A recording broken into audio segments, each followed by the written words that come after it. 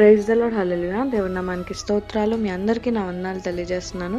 ఈ దినం కొరకు దేవుడు సిద్ధపరిచినటువంటి మాటలు, ప్రియ సహోదరి సహోదరుడా, ఈ దినం అయితే నీ యొక్క లైఫ్లో నీ యొక్క స్థితి పరిస్థితి ఎట్లా ఉందంటే, దేవుడు నీ లైఫ్లో కొన్ని సిచ్యువేషన్స్ని అనుమతించి దాన్ని బట్టి నువ్వేమనుకుంటున్నావు అంటే, దేవా ఎందుకయ్యా నీ లైఫ్లో ఈ యొక్క సిచ్యువేషన్ అనుమతించావు, ఎందుకయ్యా నేను ఏం తప్పు చేశానయ్యా అని చెప్పి నువ్వు అనుకుంటా ఉండవచ్చు. కానీ దేవుడు ఈ దినం నీతోనే మాట్లాడుతున్నాడు. ఇక్కడ మనం బైబిల్ గ్రంథంలో ఒకసారి మనం చూసుకున్నట్లయితే, దానియేలు తర్వాత ఉన్నటువంటి హోషియా గ్రంథం, ప్రవక్త అయినటువంటి హోషియాకి దేవుడు ఈ యొక్క ఆజ్ఞ ఇచ్చారు. ఏంటంటే, వేశ్య అయినటువంటి గోమెరుని నువ్వు పెళ్లి చేసుకోమని చెప్పి దేవుడు మాట సెలవీయగా, హోషియా అటు రీతిగానే తనను పెళ్లి చేసుకున్నాడు. పెళ్లి చేసుకున్న తర్వాత గర్భవతి అయి తన 3 పిల్లలను కంది. అయితే ఏమైంది ఇప్పుడు? వేశ్య అంటే ఏంటి? చెడుతనము, పాపము. తను మరలా పాపం చేస్తూనే ఉంటుంది. ఆ వృత్తిలో ఉంది కాబట్టి. ఇప్పుడు పంది ఎట్లాగో బురదలో దొల్లడం దాని యొక్క స్వభావము, నువ్వు ఎంత క్లీన్ చేసి ఇంట్లో పెట్టినా కానీ అది దాని యొక్క స్వభావం బురదలో దొల్లడం కాబట్టి మరలా వెళ్ళిపోతూనే ఉంటుంది. అదే రీతిగా ఈ గొమరు కూడా అట్లానే తన యొక్క స్వభావాన్ని కనపరుస్తూనే ఉంది. అయితే దేవుడు ఇక్కడ హోషియాకి చెప్తున్నాడు, నువ్వు తన్ని ప్రేమిస్తానే ఉండు, తన్ని ప్రేమించడం ఆపమాక. నేను నిన్ను ఎట్లాగ ప్రేమిస్తున్నానో నువ్వు కూడా సేమ్ తన్ని అట్లానే ప్రేమించు అని చెప్పి హోషియాకి తెలియజేస్తున్నారు. ఇక్కడ ఏంటంటే, దేవుడు ఇక్కడ తనకి అర్థమయ్యేలా చేస్తున్నారు.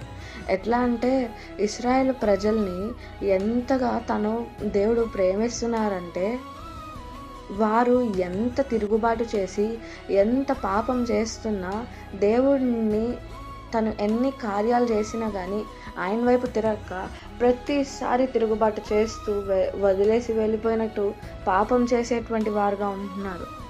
ఇప్పుడు హోషియాకి అర్థమయ్యేలాగా తన యొక్క లైఫ్ పర్పస్ ఏంటి అని చెప్పి దేవుడు తెలియజేశారు. ఏంటంటే, గాడ్స్ లవ్ ఎట్లాగుంటుంది, తన యొక్క ప్రజలు దేవునికి నమ్మకంగా లేకపోయినా దేవుడు ఎంత నమ్మకస్తుడు, ఎంత ప్రేమ చూపిస్తాడు అని చెప్పి తనకు అర్థం కావడానికి, గాడ్కి ఇశ్రాయేలు ప్రజలకి ఉన్నటువంటి రిలేషన్ అర్థం కావడానికి హోషియాకి ఆ యొక్క లైఫ్ పర్పస్ అనేది పెట్టారు.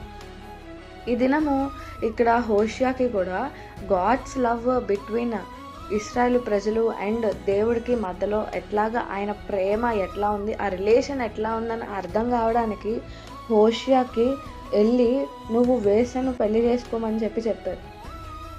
అక్కడ ఏంటి? గాడ్స్ లవ్ ఎలా ఉంటుంది, ఈవెన్ పీపుల్ అన్ఫెయిత్ఫుల్గా ఉన్నా కానీ గాడ్ ఎప్పుడు ఫెయిత్ఫుల్గానే ఉంటారు. అట్లానే హోషియాకు కూడా దేవుడు ఆజ్ఞ ఇచ్చారు, తను ఎట్లాగా వేశ్యతనం చేస్తూ వెళ్ళిపోతున్న పాపం చేస్తున్నా నువ్వు ప్రేమించు, నీ యొక్క ప్రేమతో మార్చు, నువ్వు ఫెయిత్ఫుల్గా ఉండని చెప్పి హోషియాకు మాట్లాడుతూ ఉన్నారు. ఇక్కడ ఏంటంటే, ఇక్కడ దేవుడు నీ యొక్క లైఫ్లో కూడా ఒక పరిస్థితిని నీ లైఫ్లో అనుమతించారు. దాని యొక్క పర్పస్ ఏంటంటే, ఆ పర్పస్ వల్ల, అది అనుమతించడం వల్ల పెయిన్ అనేది పర్పస్ కాదు. ఆ పెయిన్ నుండి దేవుడు నీకు ఒకటి నేర్పియాలనుకుంటున్నారు. దేవుడు మన లైఫ్లో అనుమతించే ఏ సిచ్యువేషన్ వృధా కాదు. దేని నుండైనా కానీ మనకి దేవుని గూర్చి అర్థమయ్యేలాగా ఒక లెసన్ అనేది దేవుడు నేర్పించాలనే కొన్ని ఒక సిచ్యువేషన్స్ మన లైఫ్లో అనుమతిస్తారు.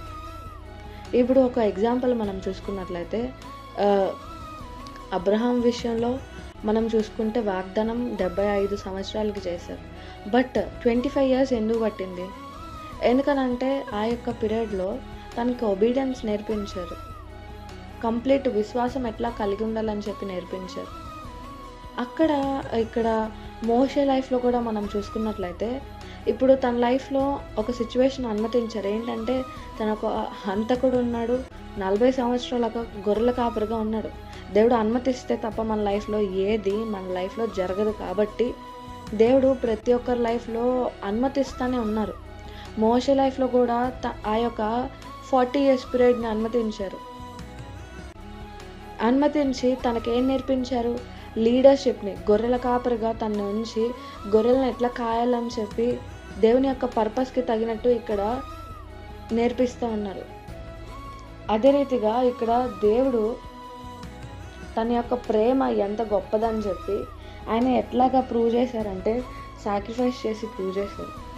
ఇక్కడ నీ లైఫ్లో కొన్ని సిచ్యువేషన్స్ని అనుమతిస్తున్నారు.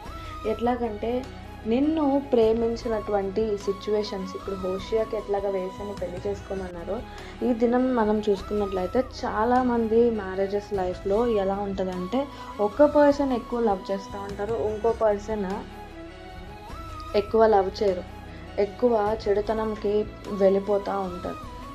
కానీ ఒక పర్సన్ ఏంటంటే లవ్ చేస్తూనే ఉంటారు, ఏం ఎక్స్పెక్ట్ చేయరు, వస్తే మార్చుకుందాం.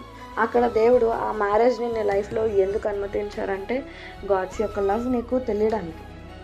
కొన్ని సిచ్యువేషన్స్, ఒక యొక్క జాబ్కి అప్లై చేసినప్పుడు వాళ్ళు పర్టికులర్ డేట్ ఇచ్చారు, పలానా 2 weeks తర్వాత మీకు అపాయింట్మెంట్ అనేది పంపిస్తామని చెప్పి వాళ్ళు చెప్పారు. చెప్పినప్పుడు నువ్వు వెయిట్ చేస్తూ ఉంటావు. ఆ పీరియడ్ అనేది 2 weeks కాస్త 1 year 6 months అవుతుంది. అయితే అయినప్పుడు ఆ వెయిటింగ్ అంతా నువ్వు వెయిట్ చేస్తావు కదా, ఆ వెయిటింగ్ పీరియడ్ ఎందుకు ఉంది అంటే నీకు దేవుడు పేషెన్స్ ఏంటని చెప్పి నేర్పించడానికి ఆ యొక్క సిచ్యువేషన్స్ని అనుమతిస్తారు. దేవుడు నీ లైఫ్లో, నా లైఫ్లో ఈ యొక్క పరిస్థితి అయినా అనుమతించారంటే something gods want to learn us అని చెప్పి మనం అర్థం చేసుకోవాలి. కొన్ని సిచ్యువేషన్స్ని ఎలా అనుమతిస్తారంటే దేవుడు నీ పట్ల ఎలాగ ప్రేమను చూపిస్తున్నారు.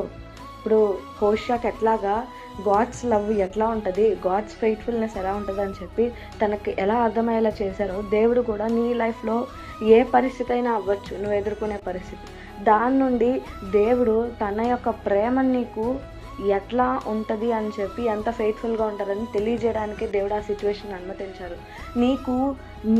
దేవుడు నీ యొక్క లైఫ్ పట్ల ఎంతో గొప్ప ఉన్నతమైనటువంటి ప్రణాళిక కలిగి ఉన్నారు. ఆ ఉన్నతమైనటువంటి ప్రణాళిక కావాల్సినటువంటి అర్హత నీకు కావాలంటే ఈ యొక్క సిచ్యువేషన్లో నీవు పలానా నేర్చుకుంటేనే ఇప్పుడు మీరు చాలా యుద్ధానికి వెళ్ళాలన్నప్పుడు మీరు ఒక ట్రైనింగ్ అనేది పొందుకోవాలి. ఆ 1 year ట్రైనింగ్ అనేది ఉంటుంది. ఆ 1 year ట్రైనింగ్ నీవు కంప్లీట్ చేస్తేనే నువ్వు అర్హత పొందుకుంటావు. ఆ ట్రైనింగ్ పీరియడ్లో నీకు ఏమి ఎలిజిబిలిటీ ఉంటుందంటే యుద్ధం ఎట్లా చేయగలవు, ఎట్లాగా నీ యొక్క ప్రజల్ని కాపాడగలవు. ఇండియన్ సోల్జర్స్, ఆర్మీ పీపుల్కి అలానే కదా ట్రైనింగ్ ఇస్తారు. ఫైరింగ్ ఎలా చేయాలి, ఎట్లాగా ప్రొటెక్షన్ని ఇవ్వాలి అని చెప్పి వాళ్ళకి నేర్పించి వాళ్ళు అన్నిట్లో క్వాలిఫై అయిన తర్వాతే వాళ్ళని జాబ్లోకి తీసుకుంటారు. అలాగే దేవుడు నీ లైఫ్లో ఒక గొప్ప ప్రణాళిక కలిగి ఉన్నాడు. ప్రణాళిక కలిగి ఉన్నప్పుడు పెద్దవి అంత ఈజీగా రావు, చిన్నవంటే ఇప్పుడు దేవుడు నీ యొక్క చిన్న ప్రార్థనకి ఎమ్మటి ఆలకిచ్చేటువంటి దేవుడు. నువ్వు కొన్ని గూర్చి ప్రార్థన చేస్తున్నావు, దేవుని యొక్క చిత్తాన్ని నువ్వు అడుగుతున్నప్పుడు ఆయన చిత్తానుసారంగానే నా బిడ్డ అడిగింది, నా యొక్క చిత్తానుసారంగా తన లైఫ్ని లీడ్ చేయమంది, సో నేను నా బిడ్డకి నేను మంచిగానే ఇవ్వాలని చెప్పి ఆయన ఏం చేస్తారు, ఫస్ట్ నిన్ను ట్రైన్ చేస్తాను. కొన్ని సిచ్యువేషన్స్ని నీ లైఫ్లో అనుమతించు. ఇప్పుడు దేవుడు కొంతమంది లైఫ్లో ఎలా ఉంటుందంటే అంత హ్యాపీగా ఉంటుంది, అంత హ్యాపీగా ఉండి ఒకేసారి కష్టాలు వచ్చేస్తాయి. హ్యాపీగా ఉన్నప్పుడేమో దేవుడి వైపు చూడము, కష్టాలు వచ్చినప్పుడు మాత్రం దేవుడు గుర్తొస్తాడు. ఎందుకనంటే హ్యాపీగా ఉన్నప్పుడు అంతా నాదే అనుకుంటాం, కానీ కష్టం వచ్చినప్పుడు నీ అంతటి నువ్వు తీర్చుకోలేనప్పుడు దేవుడు గుర్తొస్తాడు. అబ్బా దేవుడు మాత్రమే తీర్చగలడు అని చెప్పి దేవుడి వైపు తిరుగుతాం. ఇప్పుడు ఆ కష్టాలు ఎందుకు వచ్చాయి, నీవు దేవుడి వైపు తిరగడానికి. మరలా నీ యొక్క రిలేషన్ దేవుడితో మరలా రెన్యూ చేసుకోవడానికి కష్టాన్ని లైఫ్లో అనుమతించాలి.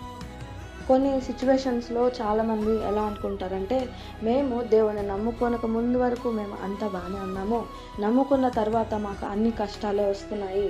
ఇప్పుడు గాడ్తో రిలేషన్ ఎలా ఉండాలి అని చెప్పి మనకు అర్థం కావడానికే ఆ లైఫ్లో అన్ని స్ట్రగుల్స్, హడల్స్ వస్తాయి. ఇప్పుడు వైఫ్ అండ్ హస్బెండ్ రిలేషన్ ఉంది, ఆ రిలేషన్ ఎలా ఉంటుంది, ఆ రిలేషన్ కొంతమంది 30 ఏళ్ళు 50 ఏళ్ళు రిలేషన్ కలిగి ఆ యొక్క ఇయర్స్ బాండ్ కలిగి ఉంటారు. ఎలాగ అన్ని ఇయర్స్ కలిసి ఉంటారంటే ఎన్నో స్ట్రగుల్స్ వస్తాయి, ఎన్నో చీటింగ్ వస్తాయి, మిస్టేక్స్ అవుతాయి, రాంగ్ చాయిసెస్ అవుతాయి.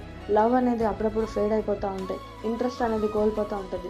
బట్ నెవర్ గివ్ అప్ అనే యాటిట్యూడ్ వారిద్దరు కలిగి ఉన్నారు ఒకరి పట్ల ఒకరు. కాబట్టే వారు అన్ని ఇయర్స్ రిలేషన్షిప్ కలిగి ఉన్నారు, ఆ స్ట్రాంగ్ రిలేషన్షిప్ కలిగి ఉన్నారు. ఇప్పుడు దేవుడు నీతో రిలేషన్ ఎలా కలిగి ఉండాలనుకుంటున్నారంటే, నీ లైఫ్లో కొన్ని అనుమతిస్తున్నప్పుడు కష్టాలు వచ్చాయి, నేను దేవుడికి ఎంత భక్తి చేస్తున్నా నాకు కష్టాలు వస్తున్నాయి అంటే నువ్వెక్కడో తప్పు చేస్తున్నావు, నువ్వు రైట్ చేయట్లేదు అని కాదు. కష్టాలు వచ్చినా నా బిడ్డ నా పక్షముగా నిలబడొద్దా లేదా అని చెప్పి దేవుడు నీ యొక్క లవ్ని, నీ యొక్క భక్తిని టెస్ట్ చేస్తున్నాడని అర్థం చేసుకోవాలి. దేవుడు మన లైఫ్లో ఏది అనుమతించినా కానీ సంథింగ్ మనకి నేర్పించడానికి మాత్రమే అని చెప్పి నువ్వు అర్థం చేసుకోవాలి. హోషియాకి ఎటు రీతిగా ఆయన లవ్ ఎట్లాగా అర్థమయ్యేలా చేశారో, ఒక వేసను పెళ్లి చేసుకోమని చెప్పి ఎట్లాగా ఫెయిత్ఫుల్గా ఉండమన్నారో, ఆయన మన ఎడల ఫెయిత్ఫుల్నెస్ని చూపిస్తున్నారో, ఆ యొక్క రిలేషన్ అర్థం కావడానికి తన్ని పెళ్లి చేసుకోమన్నారు. అదే రీతిగా దేవుడు నీ లైఫ్లో కొన్ని అనుమతించారంటే సంథింగ్ దాని నుండి నువ్వు నేర్చుకోవాలి అని చెప్పి దేవుడు అనుమతించారని జ్ఞాపకం చేసుకో. దేవుడు ఏదో నీ మీద ఇష్టం లేదు, దేవుడికి నువ్వెంత కరెక్ట్ చేస్తున్నా దేవుడు కనుదృష్టి నా వైపు ఉండట్లేదు, అన్ని కష్టాలే అనుమతిస్తున్నారని చెప్పి అనుకోవద్దు. మేబీ ఆ యొక్క ఆలోచనలు అపవాదిని యొక్క చెవిలో నాటుతున్నాడేమో, అందుకోసమే దేవుడు మాట్లాడుతున్నాడు. నీవు కలిగి ఉన్న పరిస్థితుల నుండి దేవుడు నీకు కొన్ని లెసన్స్ నేర్పించాలనుకుంటున్నాడు. ఆ యొక్క లెసన్స్ ఏంటి అని చెప్పి నీ యొక్క ఆత్మీయ కన్నులను తెరవజేసి నీకు దేవుడు తెలియజేసేలాగా నీవు అడుగు. దేవా, ఈ యొక్క పరిస్థితిని నా లైఫ్లో అనుమతించావు, ఈ యొక్క పరిస్థితి నుండి నువ్వు నాకు ఏం నేర్పించాలి అనుకుంటున్నావు అని ఈ యొక్క పర్స్పెక్టివ్లో మీరు ఆలోచించండి అని చెప్పి దేవుడు మాట్లాడుతున్నాడు.